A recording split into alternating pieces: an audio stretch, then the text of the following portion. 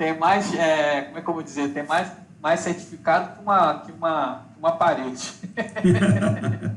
Mas, enfim. Pessoal, sejam muito bem-vindos aí. Se puder escrever no chat, eu vou começar a escrever no chat aqui. Meu nome, Paulo Henrique. Minha função, né, sócio Linux Solutions. E onde eu moro, Rio de Janeiro. Se o Pitanga puder escrever também, Tá bom, né? E a galera vai escrevendo aí nome, qual é a profissão, né? Que trabalha em que trabalha e de onde está falando, tá bom? Tá bom o som, pessoal? Como é que tá? O som tá legal? Se puder dar um sim aí, sim no chat aí pra gente, por favor, tá? Por favor. Puder dar um ok pra gente se tá ok. Já temos 12 pessoas na sala, legal. Vamos em frente. Estamos retomando os nossos hangouts, né? A gente ficou um tempinho aí, final do ano passado aí, de julho, agosto, setembro para novembro. A gente ficou um tempinho meio afastado, mas a ideia é a gente tentar fazer pelo menos uns 2 a 3 por mês, tá? Ou seja, de 15 em 15 dias, porque tem bastante conteúdo. Estamos lançando novos cursos na Escola Linux. Em breve eu estou com... Talvez até semana que vem a gente vai estar lançando segurança do Pitanga, já subiu o curso já. Está faltando alguns ajustes, provas, essas coisas. Estamos lançando curso de Ansible, estamos lançando um novo curso de VMware. Enfim, tem tanta coisa não. Em primeira mão, Paulo, eu estou terminando de gravar um curso aprendendo a criar documentações de TI, do básico ao avançado. Amém. Com documentações de supercomputadores que eu desenvolvi ao longo da minha carreira. Vai começar com projetos pequenininhos e até projetos de documentação de 300 páginas, né? Então, que até vira um livro.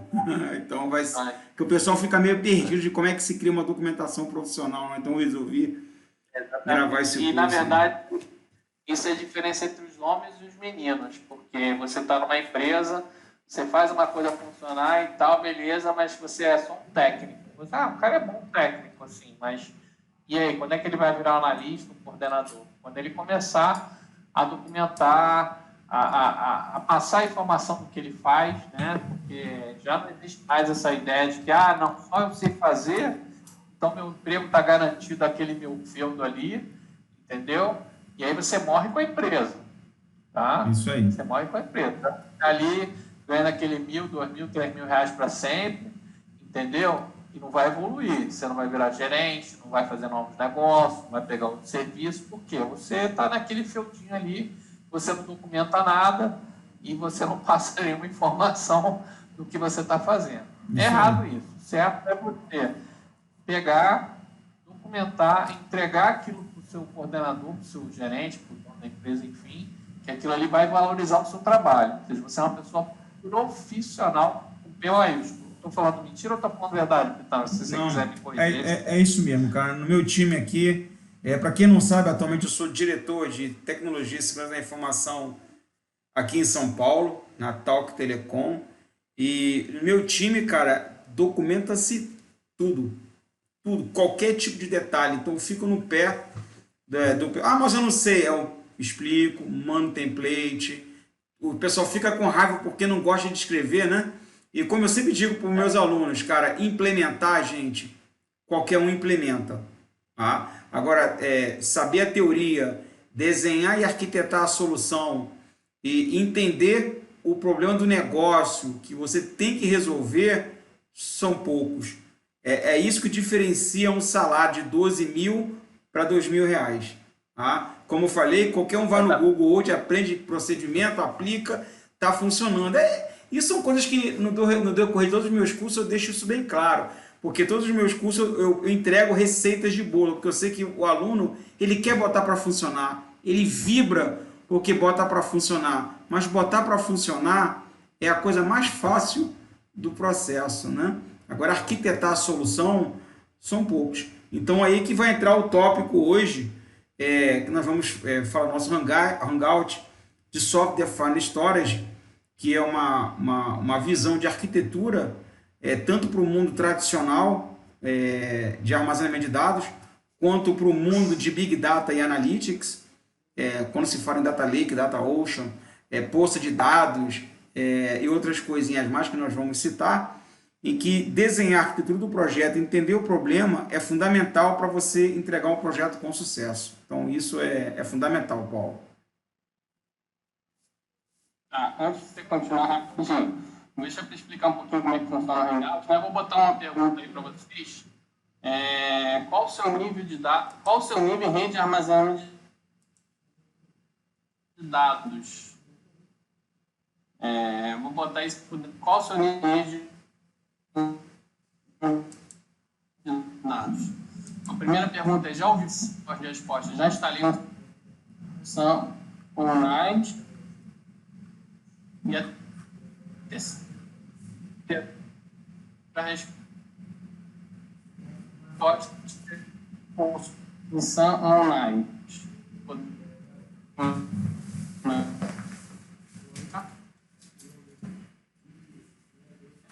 Então, o Pitão ele vai falar isso momento, e eu vou também, enfim, pergunta para ele, perguntas para ele. Então, a previsão de terminar por volta de 9 horas do Hangout. Não tem que segurar o Pitanga, porque eu tô em São Paulo. Eu tô vindo para outra sala aqui porque ficou um pouquinho lenta lá na cozinha. Eu tô no apartamento aqui que a empresa paga para mim em São Paulo. Aí eu vim aqui para perto do modem. Flat com 10 quartos. Um flat com 10 quartos. Valeu, Pitanga. Bom hangout a todos. Eu vou anotando aqui as perguntas, tá bom? Só para tentar, olha, para terminar aqui, olha só.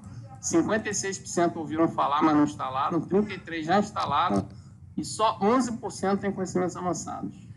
Maravilha. 10%. Vamos lá. Obrigado, gente. Bom hangout a todos. Estou anotando aqui as perguntas. Um abraço. Valeu. Bem, pessoal, muito obrigado pela presença de vocês.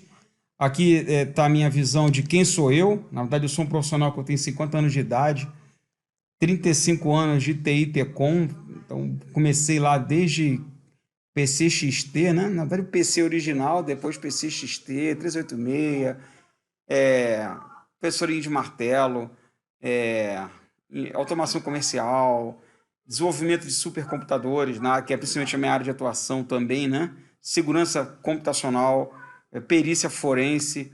Atualmente eu estou muito focado nos últimos 7 anos com essa parte de Big Data Analytics. Eu tive passagem pela IBM durante 7 anos, justamente na área de armazenamento inteligente, de dados, e também na área de Analytics, na área de Machine Learning, Deep Learning, inteligência artificial. Fiz alguns trabalhozinhos com Watson, e também ligado à internet das coisas. Então, sou um profissional multivariado. Eu sempre falo para meus alunos que a gente tem que saber de tudo muito, porque de tudo um pouco nós já temos muita gente no mercado, né? Então, esse é um ponto de atenção. E eu sempre falo que 70% é teoria e 30% é prática. Prática você aprende no dia a dia. Agora, teoria, meu camarada, é estudando. Não tem como ser diferente. A receita de bolo te ajuda a implementar, mas na hora que você precisa fazer um troubleshooting, você tem que desenhar uma arquitetura, não vai ser a receita de bolo que vai fazer isso para vocês, tá? Então, esse é o primeiro ponto a ser colocado. Então, aqui estão os meus contatos, né? O meu e-mail, o meu WhatsApp, tá? Quem quiser depois conversar comigo, fica à vontade de tirar alguma dúvida. Esse aqui é o meu mini data center, ou seja, eu tenho servidores 64 GB de memória, com 2 processadores com 8 cores, laptop a rodo, máquinas onde tem o meu cluster de Hadoop, que roda na munheca, implementado na mão. Aqui tem umas caixinhas à direita, que são NUCs Intel, onde eu crio o meu armazenamento de dados inteligente com SpectreScale da IBM, Ceph, Gluster. Atualmente eu estou rodando aqui um cluster de Cloudera para alguns trabalhos que eu estou implementando aqui na companhia, de validar um cluster de Storm para fazer justamente a parte de processamento de streaming de dados que vêm de bilhetagem de centrais telefônicas, né, onde eu vou tratar habilitar e gerar insights, exportar isso para dashboard, rodando Power BI e outras ferramentas para mostrar que um cluster de Big Data Analytics tem valor e é uma coisa que é uma tendência atual, na atualidade, que muitas empresas ainda não sabem exatamente como utilizar, como implementar, alinhado à estratégia do negócio. Como eu sempre falo para vocês, não é só implementar. Implementar um cluster de Storm é a coisa mais fácil do mundo. Em 2 horas eu entrego um cluster com 100 nós, preparado, provisionado. Cara, mas, volto a dizer, de nada adianta se você não prepara uma arquitetura, uma infraestrutura de armazenamento de dados inteligente. Como é que eu vou capturar os dados? Qual o programa que eu vou usar ali dentro para tratar o meu conteúdo? Então, o buraco é muito mais embaixo. Então, essas são algumas dicas que eu passo para vocês. Bem, o primeiro ponto a gente conversar no nosso Hangout é falar justamente dessa tendência da atualidade, né? Quer dizer, tudo hoje gira em torno de telefonia, nuvem, mídias sociais, internet das coisas, inteligência artificial, a parte de BI, Business Analytics, aí entra Machine Learning, Deep Learning, que são subdivisões da parte de inteligência artificial, ou seja, o mundo está girando em torno dessas tecnologias. Então, para quem não sabe, quando você trabalha com cloud hoje, e lembrando que cloud é uma união de várias tecnologias, os pilares de uma nuvem é formada por Software Defined Storage, que é o tópico que nós vamos falar agora, Software Defined Network e Software Defined Computing. Ou seja, o hardware virou um commodity. O hardware é a parte que menos interessa. Não tem o peso hoje. Na verdade, o peso só se visualiza na questão desempenho, mas toda a inteligência está no software. Então, esse aqui é um dos pontos interessantes a ser comentados nessa nova tendência. Então, todas essas principais aplicações da atualidade tendem a utilizar software. Então, você já deve ter falado de Software Defined Storage. Para quem não sabe, vai aprender hoje. Software Defined One, SDS1, SDS Network. Na verdade, quem já trabalha com nuvem já usa esses conceitos para preparar uma nuvem com OpenStack e outras ferramentas para se criar nuvens. Muito bem. Só um adendo, Pitanga. Pelo que você está falando aí, tudo depende de dados, muitos dados, né? Exatamente. É uma tendência tradicional na visão da atualidade, né? Trabalhar com grande quantidade de dados, Big Data. É claro que hoje muita empresa, quando trabalha com Analytics, nem saiu hoje de alguns teras. Muitas empresas, por incrível que pareça, ainda estão trabalhando com planilha. Mas por que estão trabalhando com planilha? Porque não tem gente com aí eu volto a bater na tecla de novo a todos os integrantes do Hangout. Falta a visão do cara de tecnologia estar alinhado ao negócio. Eu vejo pessoal de tecnologia reclamando muito do usuário. Galera, o usuário é que paga nossas contas. Seja ele o cliente, seja ele o cliente interno. Nós temos que atendê-lo da melhor maneira possível. Ninguém é burro. Às vezes o cara é ignorante e não tem aquele conhecimento que a gente tem. E como o cara de tecnologia, vou ser sincero, né? Se acha, aí começa a denigrir a imagem do seu usuário. Eu acho muito feio esse tipo de coisa. Então, na verdade, o cara da linha de negócio, ele não é obrigado a saber de tecnologia, não é função dele saber de tecnologia. Eu não posso cobrar de uma pessoa do RH que tenha conhecimento avançado de informática. Ele tem que conhecer de recursos humanos, ele tem que conhecer de soft skills, ele tem que saber lidar como selecionar os usuários. Então, cabe a gente entender o problema que o seu usuário, a sua linha de negócio tem e a gente trazer a tecnologia para ajudá-lo a acelerar o trabalho deles. Então, existe uma grande tendência nesse slide aí, é que as novas aplicações estão migrando para um mundo dirigido a dados. É o que os livros chamam de data-driven. São direcionados a dados. Então, nós temos alguns nomezinhos que estão muito comuns no mercado hoje. Hadoop, que é um cluster com máquinas genéricas para trabalhar com processamento de Big Data Analytics, basicamente em cima de um framework que nós chamamos de MapReduce, que é uma técnica de programação. Aí entra o Spark, que é processamento em memória. High Performance Computing tradicional, que é o que eu venho trabalhando desde 1994, então não é uma coisa nova, mas para o mercado corporativo é sim uma coisa nova, onde você tem os supercomputadores. Depois, quem tiver curiosidade, vai lá no www.top500.org, ali estão listados os 500 supercomputadores mais rápidos do mundo. Em 2010, eu coloquei um cluster na posição 86 dos 100 mais rápidos do mundo. Na época foi o projeto Galileu.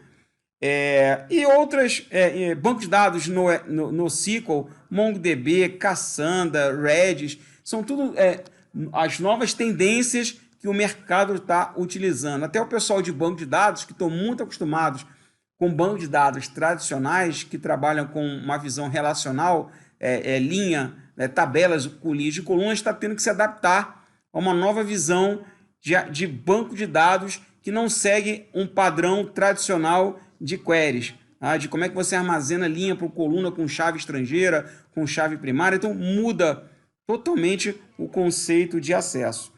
Então todo esse mundo, a parte de Dockers, então todo mundo fala com Docker, mas você precisa entregar armazenamento persistente para o container caso você necessite. E aí, como é que fica?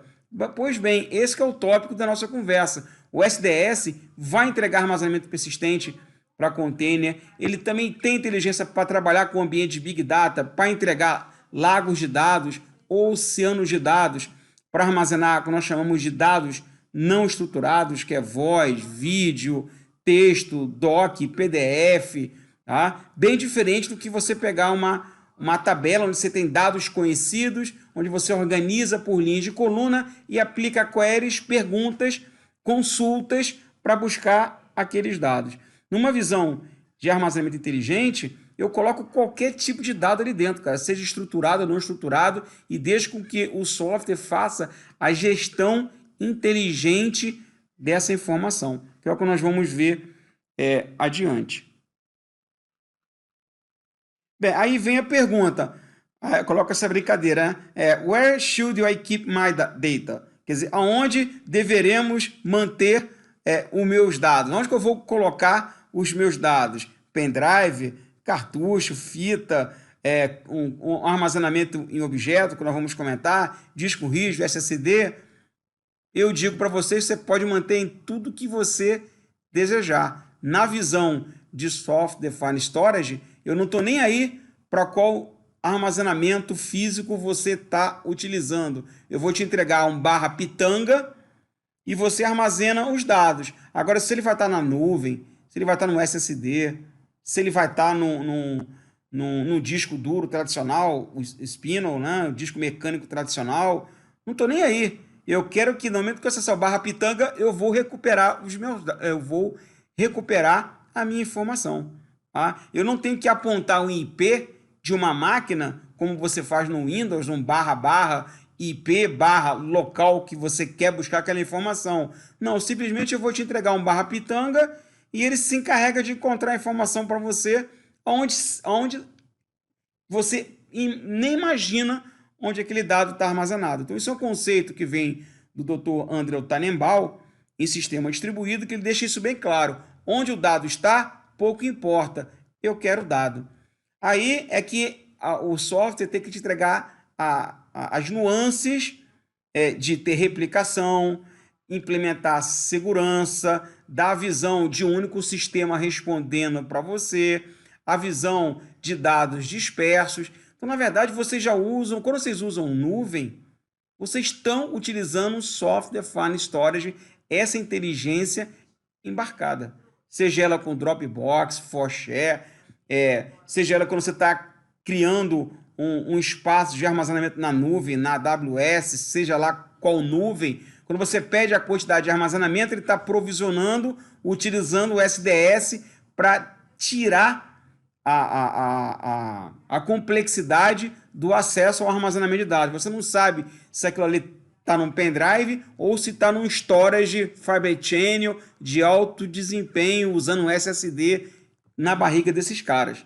Então, é essa que é a ideia que eu quero passar e mostrar um pouquinho dessa tecnologia. Bem, aí entra um conceito de Big Data e Analytics, onde nós chamamos de Data Lake ou Data Ocean. E ainda existem também outros conceitos, né? Quando você pode ter um pequeno repositório que pode atender a um determinado grupo ou projetos específicos, o mercado chama de poça de dados. Na verdade, eu estou escrevendo um artigo para o LinkedIn, depois eu vou disponibilizar para vocês, explicando exatamente esses conceitos, o que é uma poça de dados. É um lugar onde eu vou colocar os meus dados ali para um projeto específico e depois que acabar, eu simplesmente desfaço. Eu posso ter várias poças de dados e essas poças de dados podem atender mais alguns projetos. Aí eu deixo de ser uma poça de dados e passa a ser um repositório de água. Um repositório, né? Uma caixa d'água. Então, uma caixa d'água é um conjunto de várias poças, onde eu vou ter várias poças, podem ser vários projetos, cada um atende um projeto. Normalmente, para cientista de dados, que precisa fazer o que nós chamamos de prototipação, onde ele desenvolve o protótipo para mostrar que o algoritmo dele está funcionando, para machine learning, inteligência artificial ou deep learning, onde vai trabalhar com redes neurais. E aí nós podemos abrir isso com uma coisa muito mais ampla para a produção. Quando a gente cria um ambiente pensando em produção, aí nós estamos falando de petabytes de informação, exabytes de informações, iotabytes de informações.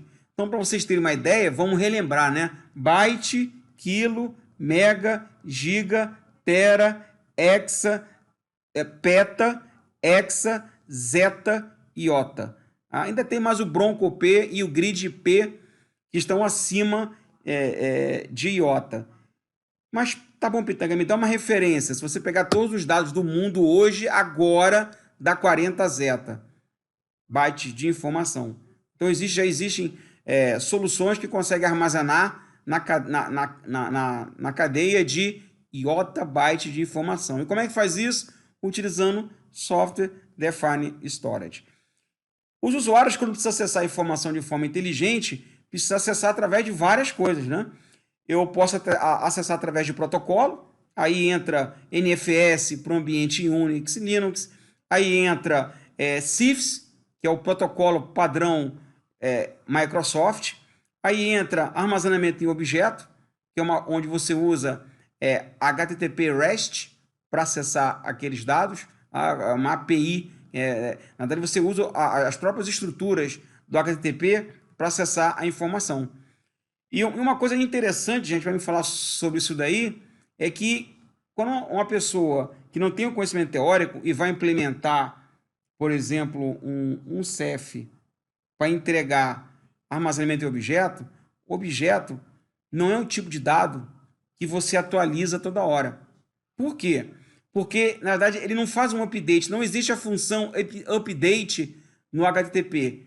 Existe a função para criar o arquivo, apagar o arquivo, guardar a informação no arquivo. Não existe a função update dos dados internos. Existe a função de update dos metadados do armazenamento HTTP. Tá? Então, significa que armazenamento objeto ele foi feito para casos especiais, como, por exemplo, arquivar dados. É aquela ideia de você usar o Dropbox, onde você coloca um monte de arquivo lá e você não vai fazer update de nada, você não vai atualizar dados. Você não atualiza um PDF. Quando você precisa armazenar um outro arquivo, você apaga o anterior e coloca um outro lá dentro. Ou você cria um versionamento. Então, soluções de armazenamento em objeto, ele foi feito para trabalhar com APIs e ele foi feito basicamente para backup e arquivamento de dados. Então, vocês verifiquem que cada tipo de armazenamento ele tem um caso de uso específico. E dentro de uma visão de Data Lake e Data Ocean, um dos caras que mais faz isso hoje na atualidade é o HDFS, que é o Hadoop File System, que está dentro do Hadoop. Só que ele é um file system que você não vê, você acredita que ele está lá, tanto que ele tem comandos específicos para você manipular. Na verdade, se você dá um df-h no Unix, no Linux, você vê o seu file system. Você vê o file system no C2 ponto quando você vai no Windows. Mas no HDFS, você tem que aplicar um comando para ver o conteúdo que está lá dentro, um comando específico. HDFS, DFS, -ls, /user, alguma coisa.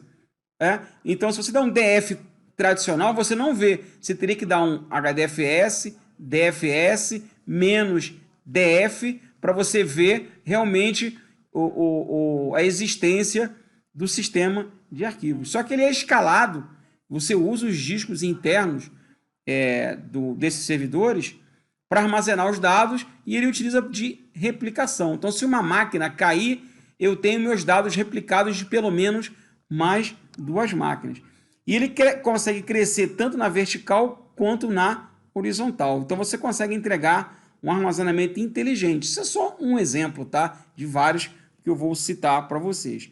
E, obviamente, todas as aplicações na atualidade precisam de uma área muito grande. Porque hoje você comprar um storage Fibre Channel não é uma coisa barata. Eu lembro que quando eu estava na IBM, um storage de 500 tera custou mais ou menos 2,5 milhões de reais por um grande cliente de óleo e gás brasileiro. Não vou citar o nome, mas já dá para mentalizar qual cliente foi, né? Então, é caro. Então, imagine eu com 2,5 milhões de reais, eu consigo montar um super cluster com máquinas genéricas, obviamente numa rede rápida, 10 gigabit ou InfiniBand, e entregar armazenamento altamente inteligente sem gastar uma fortuna de investimento. Então, com certeza, eu com uns 200 mil reais, eu conseguiria montar um ambiente em SDS para fazer a mesma coisa com aquele storage e com performance até superior, tá? E eu não vou ficar amarrado a empresa nenhuma. Em qualquer lugar que eu precisar comprar outra máquina, eu vou lá, enfio na minha solução e o meu software se encarrega de entregar a inteligência e vai entregar o armazenamento de dados aos meus usuários. Então aí é que entra a ideia do armazenamento inteligente. Aí, outra brincadeira aqui, né? Você tem certeza que é assim que nós colocamos os dados na nuvem? Tá? Eu gosto sempre de fazer essas piadinhas. Então, na atualidade, galera, eu entendo que a nuvem hoje, primeiro que a nuvem não é essa mil maravilha que todo mundo pinta para vocês, né? É legal, mas existe uma conta que depois você vai pagar. Tá? Eu não falo você, usuário comum, que está usando uma rede, uma nuvem pequenininha, que você vai montar a sua estrutura. Eu falo o seguinte, quando a gente cresce, por exemplo, para 400, 500 instâncias de máquinas numa nuvem, você vai ver o tamanho da conta que chega para você mensal. 20 mil dólares, 30 mil dólares mensal. E você calcula isso no ano e você vai ver a fortuna que você vai gastar. Aí, quando você faz essa conta, aí você começa a ver, poxa, eu era feliz com o meu data center dentro de casa e não sabia. Então, trabalhar com nuvem, gente, vocês têm que ter todo cuidado, é possível. E eu sei que a maioria das pessoas de tecnologia não se preocupa com esse tipo de detalhe, porque a maioria só está preocupada com o código, só está preocupada na implementação para botar para funcionar. Então, cabe ao seu gestor usar 2 palavrinhas mágicas, né? CAPEX versus OPEX. CAPEX vem de capital, dinheiro. Quanto custa aquela máquina? 10 mil? Então, 10 mil reais é o que eu estou pagando para ter aquela máquina, que é o capital investido. E o OPEX é o operacional, é você. Quanto custa um funcionário que ganha 10 mil reais por mês? Na visão do funcionário, na visão da empresa, ele vai custar 20 mil. Multiplicado por 12, multiplicado por 13, você vai ver qual o salário dele no ano. Na falta incluir aí férias, e outros benefícios que a pessoa recebe. Então, isso aí é o OPEX. Então, quando a gente faz o cálculo, galera, a gente se preocupa com esses dois parâmetros. Você tem que diminuir o OPEX e tem que diminuir o CAPEX, né? Que é justamente para você desenhar soluções que resolvam o problema computacional. Talvez depois, hoje, vocês vão olhar com muito mais carinho o que os seus usuários reclamam e como é que vocês podem usar a tecnologia para resolver o problema deles. Bem, só relembrando aqui alguns conceitos de armazenamento, né? Primeiro, o armazenamento em bloco, que é o tradicional, é o disco rígido, é o SSD, onde você tem um storage, que pode ser sempre um disco mecânico, um disco SSD, ou um NVMe, com Optane, por exemplo, da Intel, e alto desempenho, onde eu armazeno os dados diretamente no bloco. Então, existe... primeiro, o conceito eu não estou falando em file system. Sistemas de arquivos é algo que faz parte de um sistema operacional. Tá? Então, lembre-se, quando a gente fala armazenamento bloco, armazenamento físico. Existem bancos de dados, como, por exemplo, o Oracle, o SQL Server, que não precisa de file system, não. Eles falam diretamente com a unidade lógica, que eu tiro do storage, nós chamamos de LUN, e ele consegue gravar diretamente no bloco sem pedir bênção para o sistema operacional. Então, aplicações extremamente críticas fazem uso desse recurso.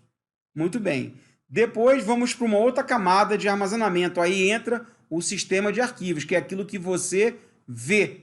É o DF-H, é o C dois pontos, é o D dois pontos, e que é a entidade que o sistema operacional cria, que tem a capacidade de armazenar e recuperar os dados no momento que você precisar. Tá? E em cima do sistema de arquivos, você tem outros sistemas de gerenciamento, como, por exemplo, o Logical Volume Manager, que é um sistema que nós chamamos de LVM, que permite você agregar várias histórias, fazer crescer um sistema de arquivos em tempo real, para você aumentar a capacidade do seu ambiente. Só que aí, gente, volta a falar, isso tudo tem que ser pensado antes de implementar. O que eu vejo que a maioria do pessoal volta a dizer, e eu vou continuar puxando a orelha de todo mundo em relação a isso. Esse é o segredo do Pitanga. É por isso que o Pitanga mora na praia, em Cabo Frio, final de semana vai lá usar o stand-up paddle dele, vai andar na lancha. Lancha isso não me enche os olhos, né? Mas comprar lá um jet ski, sei não, hein? Tô pensando seriamente. Mas aí é que tá, né? A diferença... Andar de barquinho. Então, essa que é a diferença. Mas por que o Pitanga conseguiu tudo isso? Porque é um gênio? Não, galera. Porque eu sempre preguei a filosofia...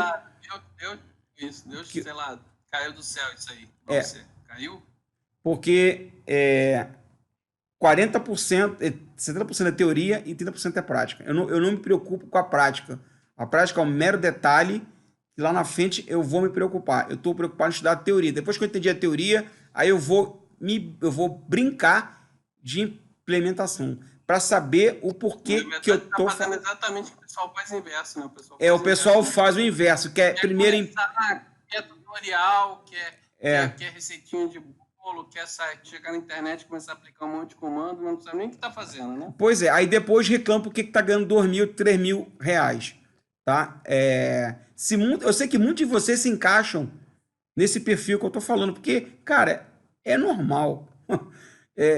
Bom ter um cara que vai fazer a mentoria para dar para vocês o caminho do sucesso, o caminho que eu trilhei. Hoje eu sou tratado a peso de ouro. O cara banca minha vida para São Paulo, banca o aluguel do apartamento que eu fico aqui, ou seja, eu tô que nem jogador de futebol, eu vou para onde paga mais, né?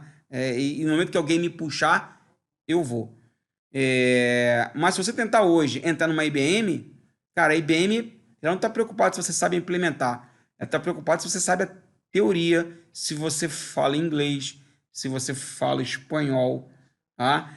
Se você tem a teoria, se você tem a visão do negócio, porque ela sempre enxergou que prática é um mero detalhe. o profissional que ela quer contratar são cabeças pensantes.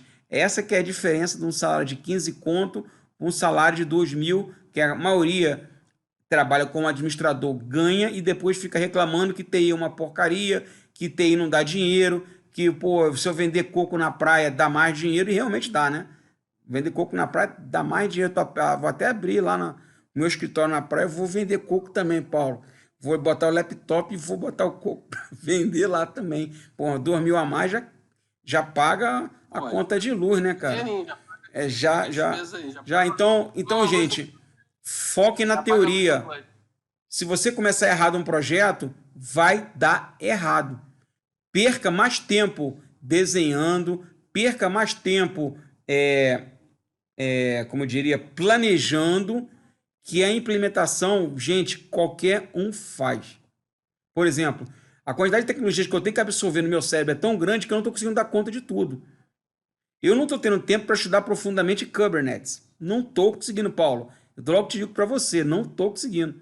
Então, mas quem falou que eu preciso implementar? Eu preciso desenhar arquitetura, montar as caixinhas, entregar um armazenamento inteligente, e depois eu vou lá no mercado e contrato o cara que vai implementar. Mas te garanto que a maior fatia do bolo, quem vai ganhar sou eu por ter desenhado a solução. E a menor fatia do bolo vai ser o cara que implementou. No momento que vocês acordarem para essa informação que eu estou passando, vocês vão ser profissionais de sucesso e vão ganhar bem. Enquanto você não sair fora dessa caixa, de só achar que o código é tudo, dificilmente você vai crescer profissionalmente nas empresas, porque você vai ser sempre vocês vão ser sempre tratados como os meninos do computador. Isso é fato. E muitos de vocês vivem isso nas empresas de vocês. Mas voltando ao assunto aqui, então o ponto é o armazenamento de objeto, que é uma forma diferente de armazenar dados, é muito utilizado para dados não estruturados, onde você coloca qualquer tipo de dados ali e você vai utilizar HTTP REST API para acessar aquela informação. Aonde o dado está? Não sei. Eu sei que eu vou lá, mando o comando HTTP e ele recupera o dado para mim. Bem, aí entra a definição de Software Defined Storage. Então, aí está aqui os principais atributos do SDS. Gente, eu coloquei em inglês de propósito. Até mesmo na IBM, qualquer apresentação que a gente faz é toda em inglês. Tá? Então, eu gosto de colocar minhas apresentações em inglês, meus materiais de estudo em inglês, porque o profissional de tecnologia que não sabe inglês está morto. Tá? E se não sabe espanhol também, no momento que nós estamos abrindo mercado para a América Latina, você tem o diferencial de também falar espanhol, é uma abertura muito grande. Hoje eu faço muito negócio com meus amigos mexicanos, argentinos não, porque los hermanos nos gusta mucho de los brasileños, sim? Mas para o pessoal do México, Colômbia, tem feito muito trabalho com esse pessoal, eles são muito abertos ao Brasil no que tange a tecnologia. Eles gostam mais dos brasileiros, falar com os brasileiros do que se comunicar com os americanos, né?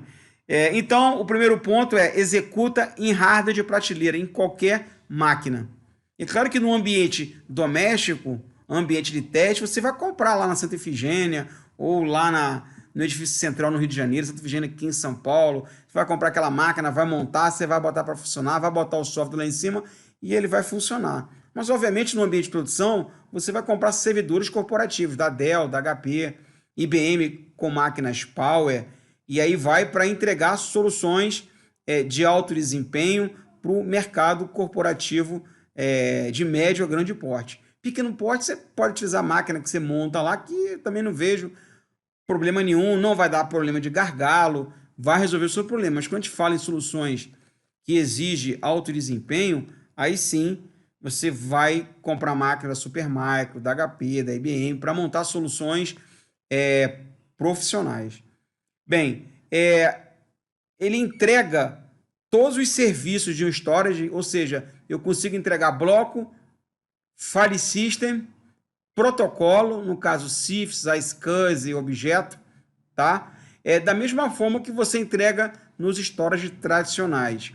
E ele abraça múltiplos tipos de storage. Na verdade, eu posso trabalhar com storage tradicional, storage virtualizado, armazenado na nuvem. Ou seja, a visão de Software Defined Storage é que eu sou agnóstico às máquinas que eu vou instalar o meu software SDS e eu sou agnóstico ao storage. Não estou nem aí se o storage é IBM, se o storage é AMC, se é storage da Supermicro, se é da NetApp, se é da Hitachi. Não estou nem aí. Eu vou colocar a minha camada de software em cima e ele vai entregar um /pitanga lá em cima.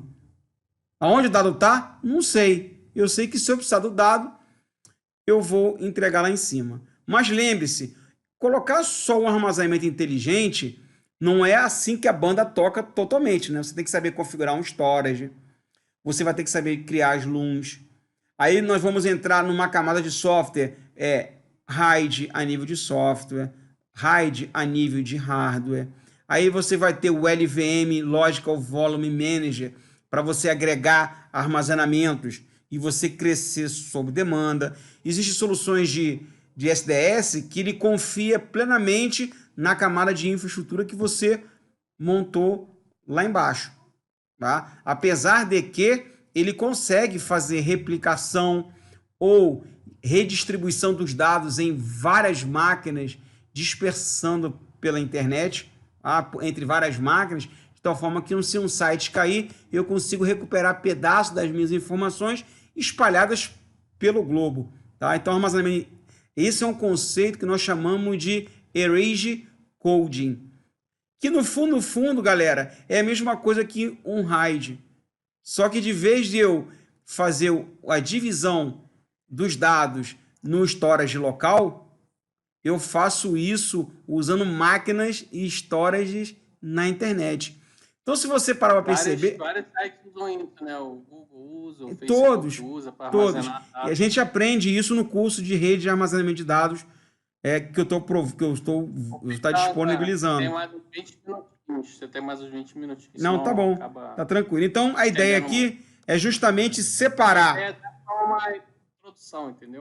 É justamente separar, tirar o storage tradicional, onde ele tem a área de dados e a área de controle numa única caixa, e na visão de Software Defined Storage, a inteligência fica, nós chamamos de Control Plane, e o Data Plane vai ser justamente as caixas, o seu armazenamento, seja ele disco, SSD, storage tradicional, tá? Onde eu separo, eu coloco essa inteligência. Então, fazendo isso, primeiro, eu não fico preso a nenhum fabricante. Lembra aquele conceito, onde está o dado, pouco importa, eu quero o dado. Então, como eu sou agnóstico ao storage, qualquer storage que você colocar embaixo, está resolvido o meu problema. Eu vou entregar um /pitanga lá em cima. O software que se encarregue de buscar em qual storage ele está. Não cabe a gente se preocupar com esse tipo de detalhe. A inteligência do software busca. Obviamente, eu consigo ter preços melhores, eu consigo aproveitar storages antigos que eu jogaria fora, eu posso aproveitar e colocar uma camada de inteligência de software, por exemplo. Acabou um storage de garantia, vou jogar fora? Não, que isso?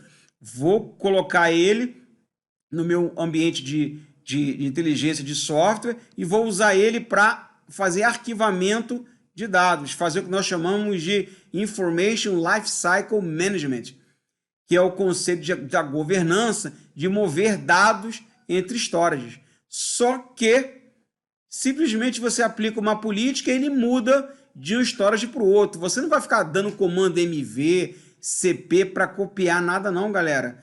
Simplesmente você aplica uma política, ele se encarrega de tirar o dado de um storage e vai colocar em outro. E você não precisa parar nada. Ele faz isso de forma transparente e você usa como se nada tivesse acontecendo. Como, por exemplo, imagina que eu comprei, eu tenho um disco de 150 GB de SSD. Os dados que estão chegando, eu vou usando um SSD. Terminei de usar, eu vou dizer o seguinte, olha, todos os dados que não estão sendo usados há mais de 2 dias, sai do disco SSD e vai para os discos SAS mecânico de 15.000 rotações por minuto. E o dado vai sair de um storage e vai para o outro como se nada tivesse acontecido. Você continua acessando o barra Pitanga, só que os seus dados agora não estão mais no storage rápido. Eles simplesmente foram para o storage mais lento e você nem sabe que aquilo ali aconteceu. Então, quando eu entro no capítulo do treinamento, onde eu ensino a instalar e a configurar o Spectrum Scale da IBM, eu mostro exatamente isso funcionando para você ver na prática, e realmente o dado saiu de um storage e foi para o outro, e quem está usando nem sabe que aquilo ali aconteceu. E isso te dá o quê? Agilidade e velocidade na mobilidade do dado. Então, você imagine hoje no ambiente de Big Data, onde eu tenho um lago de dados de tudo quanto é tipo. Então, tem dados que estão muito quentes, que eu estou usando muito. Então, eu vou usar ele no storage rápido. Mas aquele tipo de dado deixou de ser quente, passou a ser um dado que lá na frente eu posso usar ele de novo ou não. Então, o que eu vou fazer numa visão de governança? Eu vou fazer uma movimentação desses dados. Desculpe. Só que eu não vou dar comando nenhum para isso acontecer. Não vou dar comando CP, MV, nada disso. Simplesmente eu vou dizer, aplica a política para tirar os dados do storage SSD rápido e coloca num disco mecânico mais lento. Ou coloque isso numa nuvem, ou coloque isso numa fita. E quem está usando, gente, não sabe o que aquilo ali aconteceu. Simplesmente o dado se movimentou e o cara continua usando o ambiente sem ter nenhuma parada. Cara, isso é lindo. Você vê isso funcionando e entrando em produção. Você é Deus e define as leis da natureza, a natureza se encarrega para você. Exato. Só para vocês terem ideia, eu desenhei um projeto desse daí para 2 lugares no mundo, usando fita IBM. O primeiro é o Netflix, que explica por que vocês pagam R$27. Então, na verdade, aquela quantidade enorme de filme não fica armazenado em disco, não, galera. Aquilo fica armazenado em unidades de fita IBM gigantescas, de petas e petas de armazenamento. E é um robô, e é fita. Mas aí você fala, uma fita é lenta. Não, beleza. E se eu pegar os primeiros 15 minutos de cada filme e colocar em disco, e o restante ficar na fita? No momento que você acessou o filme, os primeiros 15 minutos do filme está em disco e eu te entrego rápido, que é o tempo que vai levar mais ou menos 2 minutos entre o tempo que eu pedi o filme, o braço do robô é acionado, ele vai pegar o filme na fita, leva para o leitor, guarda ele, traz ele da fita, coloca em disco e entrega o restante para vocês. Olha que legal esse tipo de coisa, né? É bom que vocês já estão sabendo como é que funciona a tecnologia por detrás da Netflix, foi uma das coisas que eu desenhei. E eu aproveitei esse mesmo projeto para a Agência Nacional de Petróleo no Brasil, onde precisa armazenar dados sísmicos, que é justamente de prospecção de petróleo, que não se joga fora nunca. Você imagina a quantidade de dados que nunca vão morrer se tivesse que ficar armazenados em disco. O primeiro que quiser tirar a pedra, atire a pedra se nunca escutou aquele barulhinho famoso do disco, do tipo tatac, tatac, tatac, tatac, tatac, tatac. Para quem nunca escutou esse barulhinho, é que teu disco rígido foi pro saco. O seu mecanismo de voice coil, que é aquele braçozinho que flutua no seu disco, se perdeu e teu HD foi para o espaço.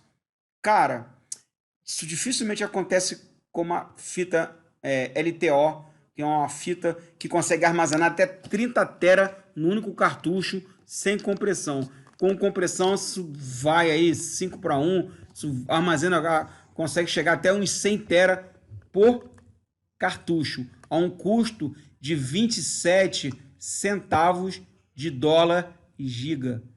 Então, isso a explicação comercial de por que você paga R$27 para o Netflix para assistir aquela quantidade de filmes. Tá?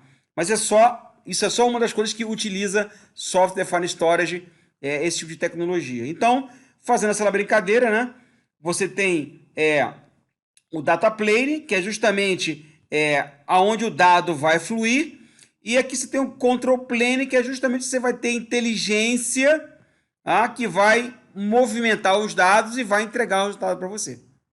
Então, o SDS te entrega a inteligência a nível de software.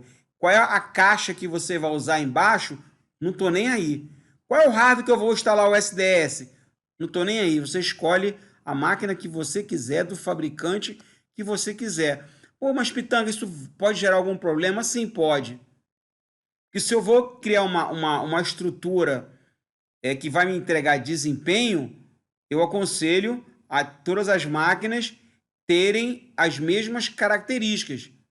Mesma quantidade de memória, mesma quantidade de disco, mesma velocidade do barramento, tá? Mas pode ser de fabricante diferente. Na verdade, eu vou te dar as especificações e você compra de quem quiser. O que me interessa é que eu vou colocar o software em cima. E eu posso te entregar isso de várias maneiras, né? Eu posso te entregar isso através de software. Você compra o software e instala, ou você usa ele. Exemplo, Ceph, Red Hat, da SUSE. Você tem um Gluster, que é outra solução de SDS da Red Hat e SUSE, para você criar armazenamento inteligente. Eu quero uma coisa mais alta, muito mais complexa. Aí você tem o Spectrum Scale da IBM, que eu era especialista nesse produto, para mim um dos melhores produtos que tem no mundo, mesmo tendo saído da IBM, para mim é difícil encontrar um software que bate esse cara. Ele é um antigo GPFS que é muito utilizado em supercomputadores, só que ele foi totalmente modificado para atender o mundo de Big Data e Analytics. E ele consegue armazenar na ordem de iota bytes. Na verdade, no fundo, ele consegue endereçar 6 iota. Um Ceph, ele consegue endereçar alguns petabytes.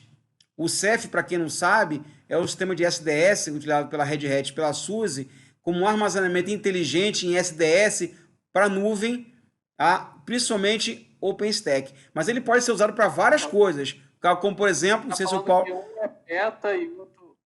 Um é peta e o outro é zeta. iota, tá acima de zeta. Iota, caramba, cara, você tá falando, tipo... Muita diferença. Muita diferença. E para quem não sabe, o Ceph é o armazenamento inteligente SDS padrão do OpenStack. Tá? Então, as duas coisas trabalham em conjunto. Se você também não sabe, o Proxmox, que inclusive você tem até curso disso, né, Paulo?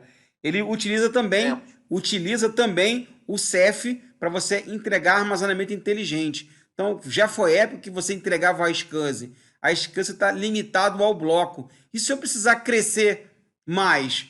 Cara, só se você colocou um LVM em cima para permitir crescer. Tá, mas agora eu quero crescer para a máquina do lado, eu não consigo mais crescer na própria máquina. Aí, galera, senta e chora, porque você não consegue crescer mais. Aí, como é que você resolve o problema? Com Software Defined Storage. Preciso crescer mais armazenamento? Aumenta o disco. Precisa crescer em quantidade de máquinas? Aumenta a máquina. Então, eu consigo crescer na horizontal e eu consigo crescer na vertical. Se você usa somente uma máquina, você vai ficar limitado às características daquela máquina. Se eu precisar crescer um storage, e se eu precisar colocar um segundo storage, ferrou, my friend.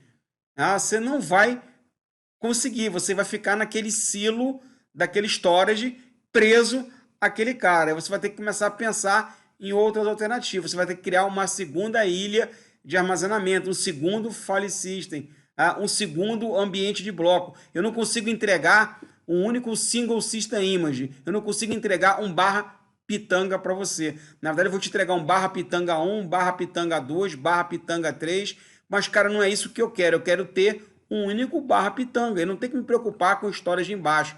Se eu precisar crescer, eu aumento o storage. Se eu precisar crescer em máquina, eu aumento máquina. Quem faz essa mágica? Software Defined Storage. Então, aqui, gente, só para vocês terem uma ideia, são várias empresas, né, que fazem isso. E muita gente nunca escutou. Eu só falei Red Hat, SUSE, IBM. Você tem a MC, você tem a HP, CleverSafe, que a IBM comprou, você tem o Lizard File System, Maxta, Cloudian, Scarlett. Então, existe uma infinidade. A VMware, que tem o vSAN, tá? Que é o VMware, é um ambiente de armazenamento inteligente de SDS da VMware. Então, existe uma infinidade de produtos que entregam essa inteligência para vocês. Bem, pessoal, esse é o meu recado. Só fazendo o merchandising aí do curso. No curso eu abranjo desde a teoria, só complementar, né? Desde o conhecimento de RAID, LVM, aí eu passo por armazenamento, armazenamento usando usando o NAS, o FreeNAS, para o cara entender o conceito de armazenamento em objeto. Eu crio um cluster usando o OCFS2 e um iSCSI embaixo para simular um ambiente de armazenamento compartilhado usando um balanceador para balancear o tráfego entre servidores Apache. Isso é só para vocês entenderem o curso de armazenamento de dados. São coisas que vocês precisam usar no dia a dia e não tem a mínima noção de como é que vai colocar essa inteligência ao favor de vocês, né? Depois eu entro no conceito de armazenamento de objeto, você entender... E tá pela parte do curso, acho que de repente é mais fácil, se puder entrar. Vai lá no curso.escola Linux, que de repente é mais fácil, o cara vai vendo aí eu vou ter que... aulas, né? Deixa eu só parar aqui o compartilhamento, interromper o compartilhamento. Enquanto isso, ele vai fazendo as perguntinhas para vocês aí. Então, deixa eu abrir... Tem 3 perguntinhas já. Mas abre aí, vamos... É escolalinux.com.br, né? Escola Linux, né? Cursos.escola Linux. Cursos.escola. Mas eu só tô vendo PDF, não tô vendo... Não, tá bom. Eu já vou compartilhar aqui. Agora sim, agora eu vou entrar para compartilhar.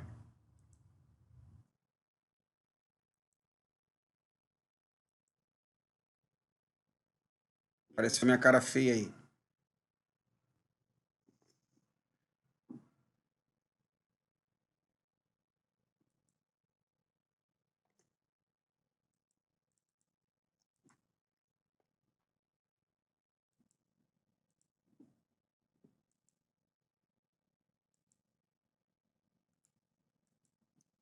Por enquanto não compartilho ainda não. Vê se apareceu agora. Apareceu? Foi. Vai lá no seu curso. Armazenamento de dados. Dá um Ctrl F, armazenamento.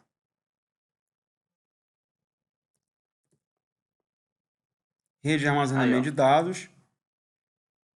32 horas. Aí depois, galera, depois vocês pedem desconto pro Paulo aí, ele tá aí para isso. Boa ideia. O cupomzinho. Então, aqui tá o programa, né? Agora 20%, tá, pessoal? Tô mandando aqui, ó, agora 20% aí no chat. Pode continuar. Então, a gente aprende a teoria de Linux RAID, vai aprender a instalar o Linux, quer dizer, o curso não foi feito para o cara que já manja, não. O cara pode não saber nada de Linux. Eu paro do princípio que o cara não sabe nada. Ele quer aprender Linux e vai aprender Linux já usando as tecnologias do momento, que facilita até o aprendizado. Então, parte do princípio que o cara é um leigo, não precisa ser usuário avançado.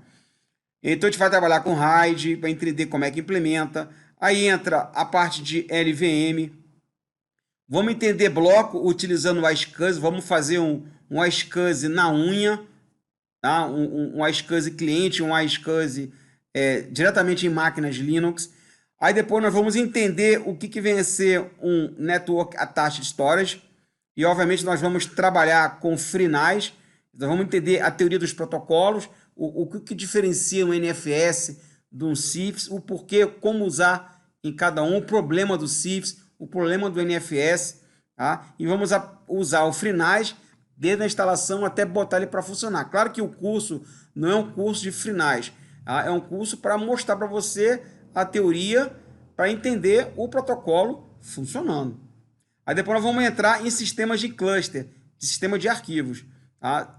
Vamos entender como é que se faz um multipath, o Oracle Cluster File System, o CFS2. Tá? Como é que a gente cria um projeto real envolvendo servidores Apache ou CFS2, como é que eu entrego a área onde eu vou armazenar o meu portal, como é que todos os nós conseguem enxergar aquilo ali. Você só armazena num único lugar e o cluster se encarrega de entregar o /data para o Apache. na verdade, para vários Apaches, né? Não é somente um, não. E a gente bota um load balance, o Linux fazendo a função de balanceador de servidores. Depois a gente entra num sistema de arquivos paralelos, que é o Lustre, que é um sistema de arquivos que está sendo muito utilizado para substituir o HDFS, tá? Porque é um sistema de arquivos paralelizado para entregar muito mais desempenho. Só para você ter uma noção, os principais supercomputadores do mundo usam sistema de arquivos de alto desempenho e um deles é o Lustre, tá? Depois vem o Gluster, que é uma solução também de armazenamento distribuído, pode ser local ou espalhados pelo mundo. Depois a gente entra no conceito do que é armazenamento em objetos e como é que funciona o OpenStack Swift, que faz parte da pilha do OpenStack. Aí depois vem o Spectral Scale, que é a solução da IBM. Infelizmente, essa solução aqui eu não posso fornecer o código-fonte, mas eu indico um lugar que você pode baixar uma máquina virtual fornecida pela IBM para você brincar com ele, tá? Porque é o código proprietário. Aí depois a gente entra na parte do Data Replicated Block Device, que é um RAID 1 entre máquinas de rede. Eu estava até conversando com o Paulo antes, um projeto que eu fiz lá na empresa com os ABICs.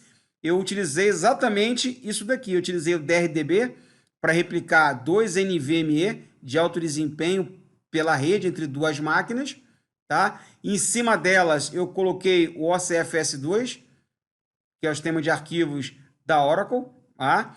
E ali eu coloquei lá o /var, /lib, /libvirt, /images, que é o lugar onde o KVM armazena as imagens, numa solução de um cluster ativo passivo. Ou seja, se o meu ambiente, que é o meu banco de dados, e as minhas VMs, que está o banco de dados, os ABICs e o Greylog, se cair no servidor A, eu coloquei um heartbeat que reinicia essas máquinas no outro nó. Isso também se eu não ativar o Live Migration para que ele saia de nó e passe a rodar em outra máquina. Ou seja, o armazenamento inteligente está diretamente ligado também com a virtualização, para você trabalhar com migração entre VMs, entre diversas máquinas. Então você precisa de ter um cluster file system para que todas as máquinas enxerguem. Pitanga, mas eu faço isso com o NFS. Porra, a NFS tem problema de desempenho, ele é um ponto único de falha, ele não foi feito, ele não é escalável. Então existem vários...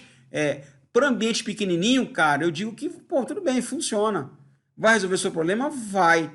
Só que se o seu ambiente crescer de forma absurda, você vai ver que você vai ter sérias dores de cabeça. E aí começa. Você não tem como você, da noite para o dia, trabalhando sem ter uma janela planejada, né? Para você parar, para você migrar de uma coisa para outra. Aí você começa a ter as dores de cabeça. Então, quando você começa um projeto, você já começa a pensar na sua pior situação. Não fica achando que botei para funcionar, tá legal, tá funcionando, tá legal. Cara, lá na frente você vai ter dor de cabeça. Vai por mim. Depois a gente entra no Ceph, que é a solução de armazenamento SDS de nuvem, muito usada hoje para Red Hat e SUSE. Só que aqui, gente, a gente faz a configuração na unha, tá? Eu não vou estar usando Ansible, eu não vou estar usando Salt. Normalmente a Red Hat usa o Ansible para orquestrar essa instalação e a SUSE usa o Salt para fazer essa orquestração numa visão de DevOps, né?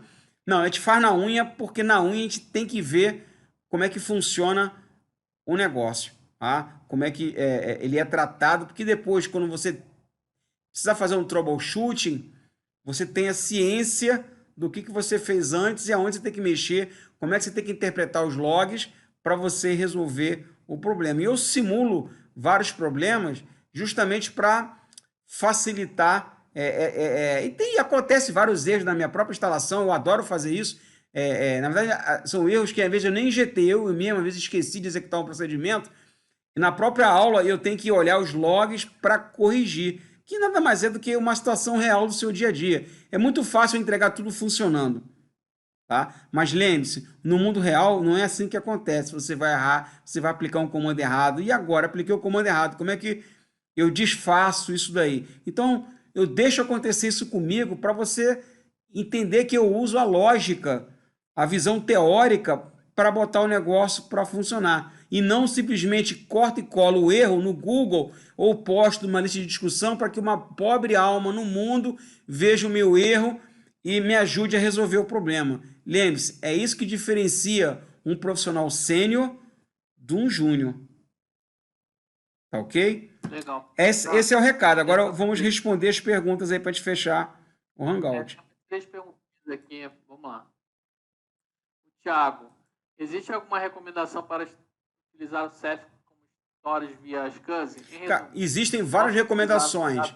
Existem várias recomendações. Depois, se você precisar, eu entrego toda a listinha, mas no própria documentação da Red Hat, da SUSE, está todas as especificações que tem lá.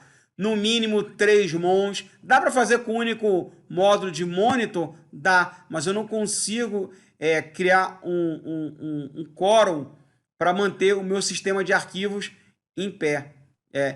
O sistema de quórum é o seguinte... A tela está toda esquisita aí. Peraí, eu vou tirar aqui vou botar a minha carinha linda aqui. Então, existem recomendações sim, a quantidade mínima de OSDs, quantidade mínima da parte de monitor, ter uma máquina para ser o admin, para você lançar toda a instalação. Então, sim, existe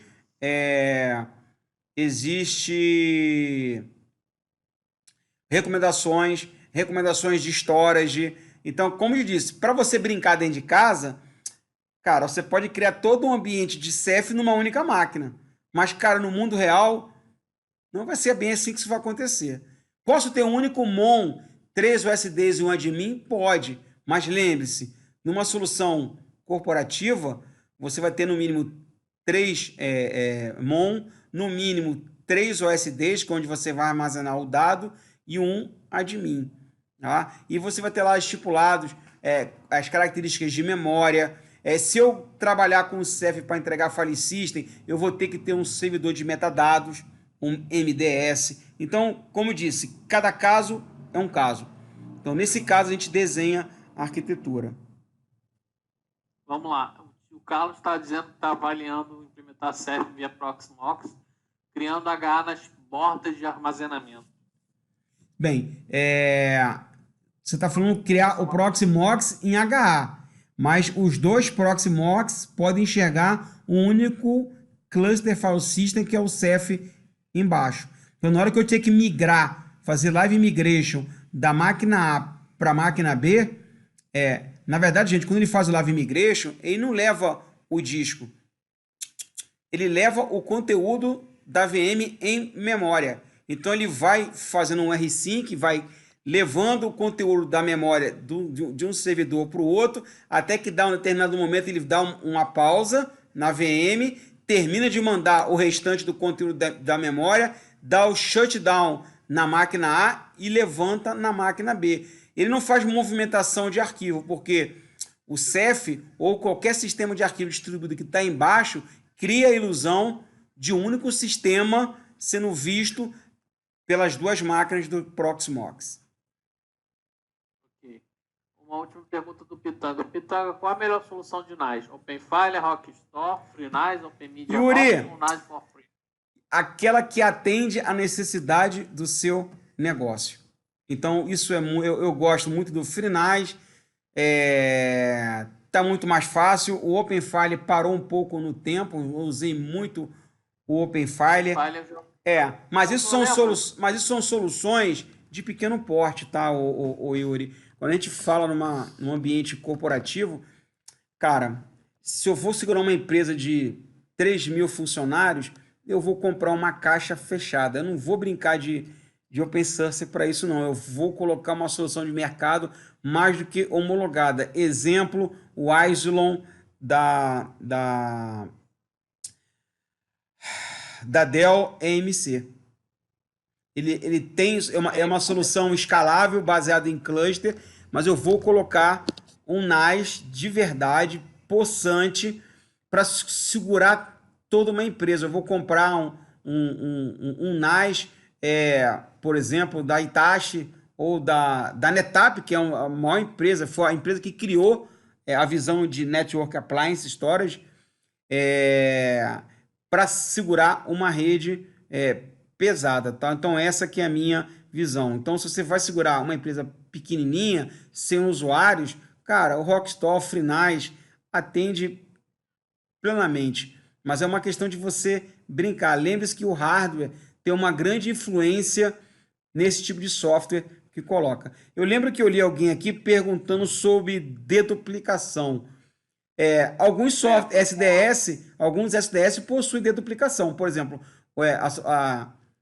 existe o projeto OpenDedup, que tem uma solução de NAS que faz deduplicação. Mas, por exemplo, na deduplicação, para quem não sabe, é um processo onde eu procuro identificar padrões de armazenamento e eu crio um hash, faço um apontamento para aquele dado. Imagine se eu peguei um PowerPoint do pitanga.ppt e gravei em várias regiões da minha máquina, que é comum com todo mundo, né? Aí o que acontece?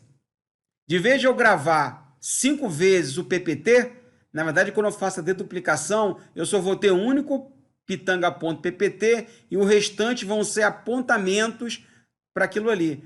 E coisas mais inteligentes, se eu pegar Pitanga e renomear para SDS1, SDS V2, mas é o mesmo conteúdo, a deduplicação na camada de bloco, ela se encarrega de encontrar o hash, calcula o hash e só faz os apontamentos para aquela função matemática. Então eu consigo diminuir o espaço de armazenamento. O segundo método é trabalhar com compressão, tá? Só que compressão também é um negócio meio complicado. Se você pega um vídeo em Wave, em WAV, beleza. Se você mandar comprimir, ele consegue comprimir numa taxa 4:1, 10:1, 10 vezes, consegue comprimir 10 vezes o original. Mas se você pega um arquivo MP3, ele já é um arquivo comprimido. Então a compressão não vai dar ganhos para aquilo ali. Então, cabe a gente na área de TI entender os nossos dados para então escolher a tecnologia que vai suportar o nosso negócio. Olha que legal, né? Cada caso é um caso. Você tem que olhar para dentro de casa, entender o dado que você tem, para ir verificar, funciona bem com dedupe, não. O melhor seria trabalhar com compressão, porque cada fabricante vai contar uma historinha para tentar vender o produto para você. E se você não souber entender o seu problema, o seu tipo de dado, você vai cair no conto da IBM, você vai cair no conto da Dell, você vai cair no conto de qualquer vendedor que tentar te empurrar um produto para você comprar. Lembre-se, eles querem vender para poder satisfazer os acionistas. Faz parte do negócio, mas cabe você, tomador de decisão, de escolher qual a tecnologia que vai resolver o seu problema. É por isso que nessa hora o POC, o Proof of Concept, a prova de conceito, é fundamental que ele faça com os seus dados e não com os dados que eles querem colocar na máquina para você testar. Então essa é a dica que eu dou. Geralmente eles colocam vários dados deles, né? Exato. Coloca dados fictícios, né? Aí coloca dado fictício e na hora do vamos ver, né? Você já comprou gato por lebre, né? O Carlos está falando assim, olha, eu tenho um Celerra da MC. Ainda se usa, sim, tem muita empresa que usa. E nós estamos, quando eu estava na IBM, eu estava com vários projetos para fazer migração de Celerra para dentro de armazenamento em objeto, com o IBM Object Storage e com o próprio Spectrum Scale. Mas sim, tem muita empresa, só que como te dizem, na Celerra você fica amarrado a MC e trabalha com protocolo proprietário. Então a dica do tio Pitanga é: não trabalhe com software proprietário. Se puder trabalhar com Software Defined Storage, comecem a utilizar essas soluções, pesquisar, testar, validar pede para o fabricante fazer uma prova de conceito para te dar garantia que você vai... É porque muita gente tem medo, né? O cara tem medo de sair numa tecnologia Fiber Channel tradicional que resolve o problema do cara e ir para um ambiente de armazenamento SDS. Mas aí que tá. As novas tecnologias de hoje pedem esse tipo de coisa. Não dá mais trabalhar com armazenamento tradicional. Então, quando você fala em nuvem, ou você trabalha com orquestração de containers, com Kubernetes, você vai falar com Big Data e Analytics, com Hadoop, com Storm, e qualquer outra tecnologia avançada de Big Data Analytics, utiliza como base o armazenamento de dados estruturados e não estruturados embaixo de Software Defined Storage, justamente pelo crescimento escalar, o crescimento vertical horizontal que só o SDS vai te entregar e mais nenhuma tecnologia vai conseguir chegar nessa escalabilidade de petas e petas, zetas e otas da vida que um storage tradicional não vai te entregar. Mais alguma foi pergunta? uma aula, foi um prazer. Eu acho que eu mesmo aprendi várias coisas muito interessantes. Já anotei aqui o que é iota, zeta, beta. E é importante você ter falado desses números aí antes, porque aí você consegue comparar uma solução e outra, né? Você consegue saber se uma solução tem mais dados do que a outra, né? Então, pessoal, sinta-se à vontade aí de mandar e-mail para mim, ou manda e-mail para o Paulo. Deixa o seu e-mail aqui, vou botar o e-mail aqui de novo. Meu e-mail é treinamento. Deixa o seu também, Pitanga. Marcos. Aqui no chat. Tá. Aí, se alguém tiver, enfim, se alguém tiver interesse, se tiver qualquer dúvida, tá, o curso está bem completo, tá? É um curso que você não encontra por aí. Não tem. Tá? É um curso que você não tem esse curso, tá? Você pode procurar, vou num outro concorrente, eu não vou nem ficar falando nome de concorrente, mas esse concorrente aí que faz cursinho de, enfim, bobão, não tem, tem se bobear até internacional. Acho difícil até achar. Cara, na verdade, eu tô pensando seriamente, 2 cursos que eu vou gravar em inglês e em espanhol. Esse é um, e o outro que é o Construindo Supercomputadores com Linux, que está lá também na Linux Solutions. Então, esses 2 cursos, o de segurança não, o que mais tem hoje no mundo é um monte de gente que quer mexer com segurança. Virou febre, em qualquer esquina você encontra um pentester. É uma coisa muito interessante. O cara baixou o Kali Linux, porra, sou pentester.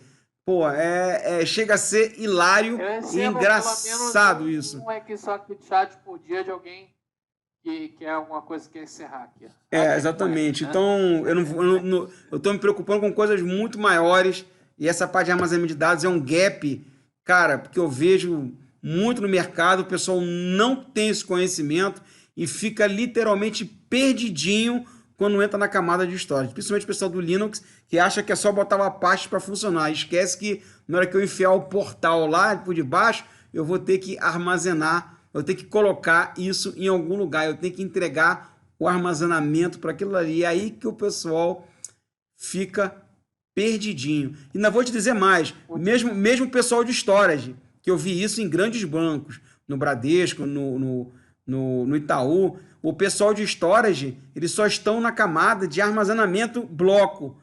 Quando a gente sobe para a camada de armazenamento inteligente, os caras começam a falar comigo como se estivesse falando de bloco. Não, mas a Loom fala assim, cara, eu já estou acima da Loom, eu já estou no File System, eu estou na camada de objeto. Não, mas no bloco, fala assim, cara, você não entendeu. Zera. Aí eu tenho que explicar o que é File System, porque o mundo do cara se resume pegar o storage, alocar o bloco, fazer o RAID, entregar o volume, entrega para o cara do sistema operacional, colocar o LVM, colocar o protocolo e entregar para o usuário final. Então, quando chega na camada de File System, os caras não sabem a diferença do que é um sistema de arquivos de bloco. Gente, chega a ser hilário, mas eu entendo isso. É porque falta a teoria nessa galera. Então, essa que é a diferença do Pitanga. Eu não sou nenhum super gênio. Na verdade, já estou fazendo a função de mentor de vocês. Se preocupe com a porcaria da teoria. A prática, volto a dizer, qualquer um faz. Eu bato nessa tecla o tempo todo. que nos pode dizer sobre o protocolo de software de transferência de arquivos?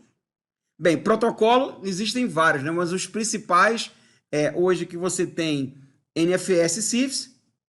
Existem protocolos proprietários, como o próprio SpectreScale, que o próprio Ceph tem um lado cliente dele. E o armazenamento em objeto não usa protocolo. Na verdade, ele usa HTTP REST API. Aí, basicamente, você tem dois tipos mais usados no mercado, que é o S3, que vem da Amazon, e você tem o Swift, que é a base do OpenStack. Então, esses são os principais protocolos abertos. Agora, existem protocolos proprietários. Eu tenho, para o produto SpectreScale, eu tenho o SpectreScale Client. Se eu for trabalhar com Lustre, posso usar o CIFS, o NFS? Pode, mas se você quiser acesso paralelo, você vai usar o Lustre Client, que é o cliente para conversar diretamente com o sistema de arquivos. Eu posso usar o NFS versão 4 para trabalhar o Parallel NFS? Pode, só que ele ainda não é um projeto estável, mas você consegue ter paralelismo com o NFS. Então, basicamente, isso daí, Carlos, essa que é a ideia do que é protocolo.